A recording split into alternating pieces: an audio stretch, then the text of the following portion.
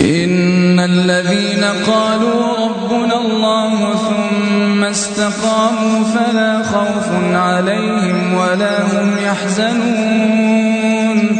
أولئك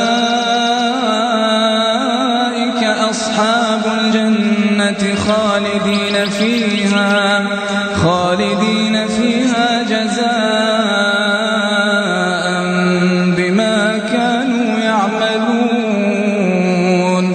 ووصينا الإنسان بوالديه حسنا حملته أمه كرها ووضعته كرها وحمله وفصاله 30 شهرا حتى إذا بلغ أشده وبلغ 40 سنة قال رب أوزعني أن أشكر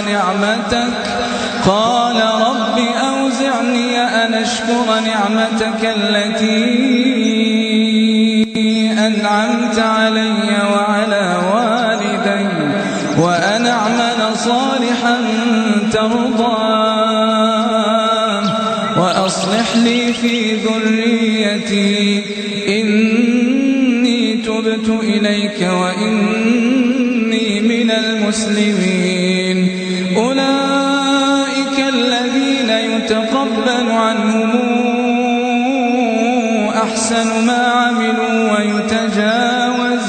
ويتجاوز عن سيئاتهم